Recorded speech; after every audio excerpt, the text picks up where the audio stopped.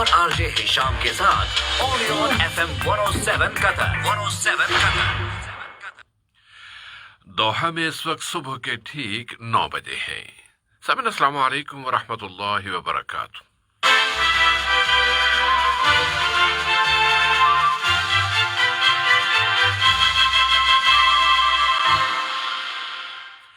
Radio قطر آپ سے مخاطب ہے.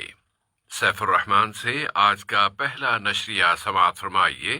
ابتدا میں پیش خدمت ہے اہم خبروں کا خلاصہ.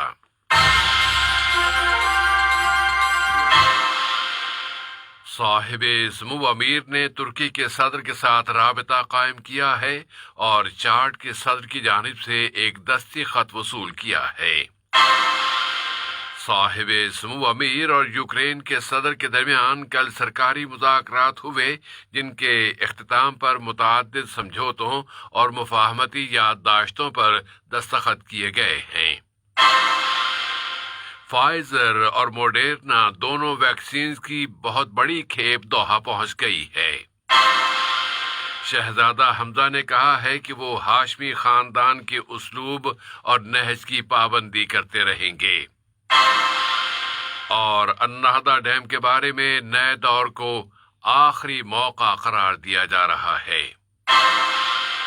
یہ تھا اہم خبروں کا خلاصہ اور اب پیش خدمت ہے ریڈیو قطر سے آج کا پہلا مفصل نشریہ.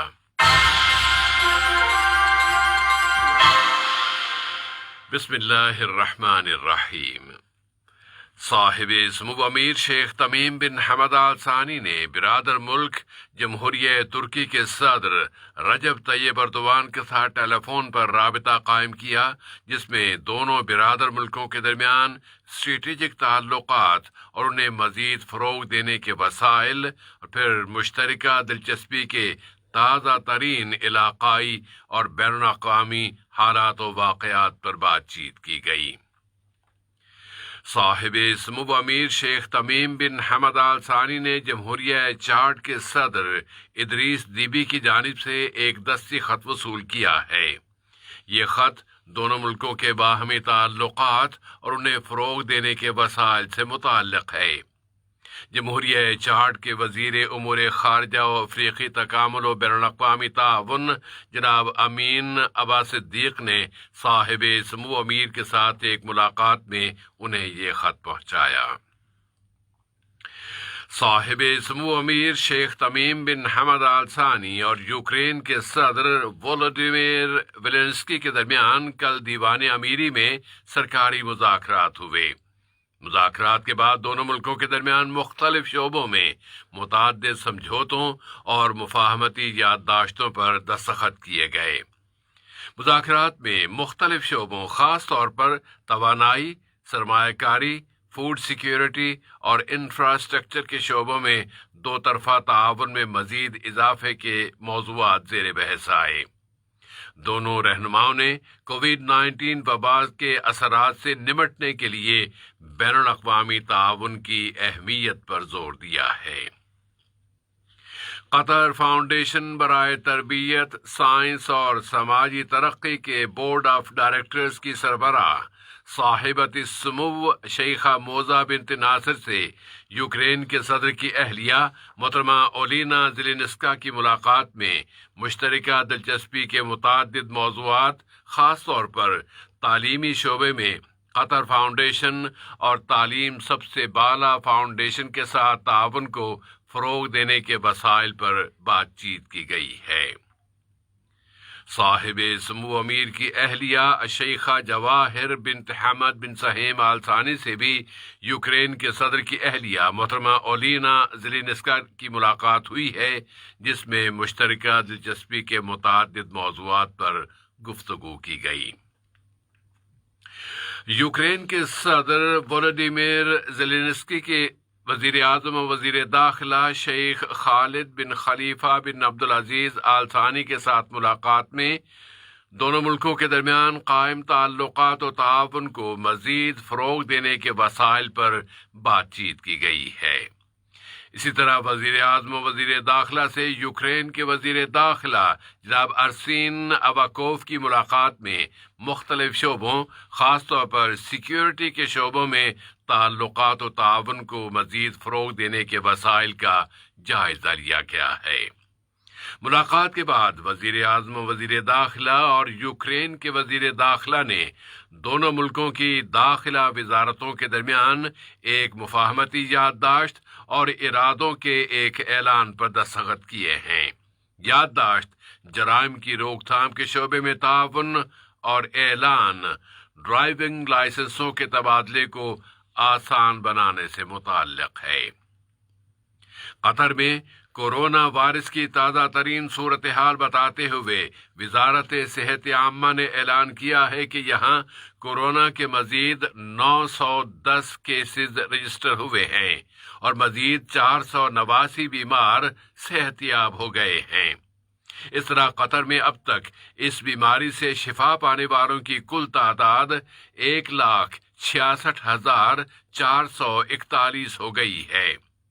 3 اور مریض وفات پا گئے ہیں جن کی عمریں 44، 45 اور 58 برس تھیں اور انہیں ضروری طبی سرپرستی فراہم کی گئی تھی۔ قطر اب تک کورونا وائرس کے خلاف ویکسین کی 1 ملین یعنی 10 لاکھ ڈوزز کے قریب پہنچ گیا ہے اور اب تک یہاں 934,843 ڈوزز دی جا چکی ہیں۔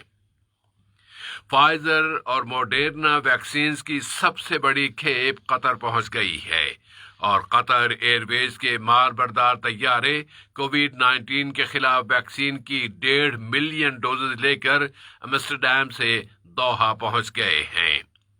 حمد جنرل اسپتال کے میڈیکل ڈائریکٹر ڈاکٹر یوسف المسلمانی نے کہا ہے کہ ملک کی آبادی کے 70 سے 80% حصے کی ویکسینیشن کا مطلب ہوگا کورونا وائرس کے خاتمے کی ابتدا ہو گئی ہے۔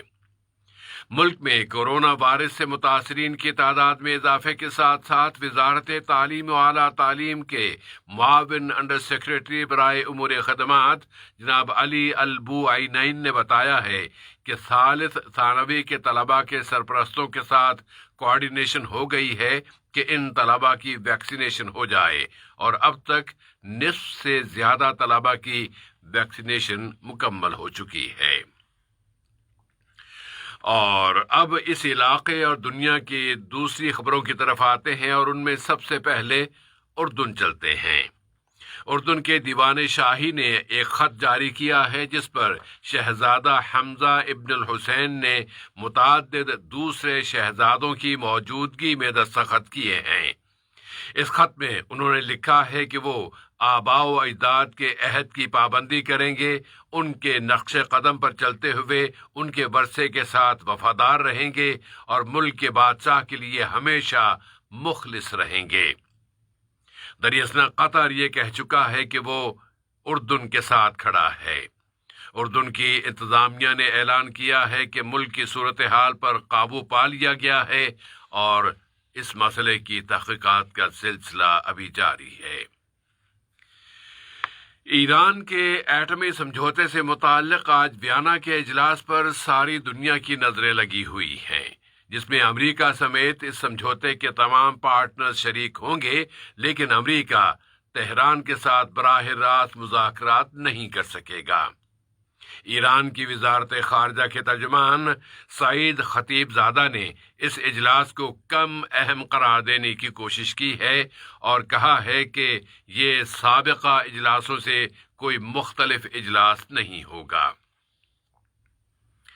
اب ڈیموکریٹک کانگو کے دارالحکومت کنشاسا چلتے ہیں، جہاں دوبارہ وزارتی اجلاسوں کا آغاز ہو گیا ہے، جبکہ پہلے روز کے اجلاس میں کوئی بھی اتفاق رائے نہیں ہو سکا تھا۔ مصر اور سوڈان کا اصرار ہے کہ النہضہ ڈیم کے بحران کو حل کرنے کے لیے 4 رکنی ثالثی کی مدد لی جائے۔ دراصل ایتھیوپیا نے کہا ہے کہ اس ڈیم کی تعمیر سے متعلق اگلے چند مہینے فیصلہ کن مہینے ثابت ہوں گے۔ امریکہ کے وزیر خارجہ اینتونی بلنکن نے سوڈانی وزیر اعظم عبداللہ حمدوک کے ساتھ ٹیلی فون پر رابطہ قائم کرتے ہوئے ان سے کہا ہے کہ سوڈان اور ایتھیوپیا کے درمیان سرحدوں پر کشیدگی میں کمی لائی جائے۔ ریاست ٹیگرائی میں ایتھیوپیا کے فوجی آپریشن نے ان اندیشوں کو بڑھا دیا ہے کہ یہ تنازع پڑوس کے علاقوں تک پھیل جائے گا۔ امریکی وزارت خارجہ کے ترجمان نیڈ برائس نے کہا ہے کہ اینٹونی بلنکن نے عبداللہ حمدوک پر زور دیا ہے کہ وہ سوڈان اور ایتھیوپیا کے درمیان واقع سرحدی علاقے الفشقہ میں پائی جانے والی کشیدگی کو کم کریں۔ اور آج کے اس نشریے کی آخری خبر یہ ہے کہ ترکی کے صدر رجب طیب ایردوان نے ریٹائرڈ فوجی افسروں کے ایک گروپ پر جس نے استنبول میں ایک نہر کی کھدائی کے منصوبے پر تنقید کی تھی زبردست بیان دیا ہے اور کہا ہے کہ ان ریٹائرڈ فوجی افسروں نے جو پیغام دیا ہے وہ ایک سیاسی انقلاب کا اشارہ دیتا ہے۔ صدر رجب طیب ایردوان نے انقرہ میں اپنے خطاب میں کہا ہے کہ ریٹائرڈ ایڈمرلز کی یہ ذمہ داری نہیں ہے کہ وہ ایسے بیانات جاری کریں جن میں سیاسی انقلاب کے اشارے دیے گئے ہوں، اور کسی بھی ریٹائرڈ ملازم کا یہ حق نہیں ہے کہ وہ اس قسم کا اسلوب اور طریقہ اپنائے۔ آج کا یہ نشریہ ختم ہونے سے قبل اہم خبروں کا خلاصہ ایک مرتبہ پھر۔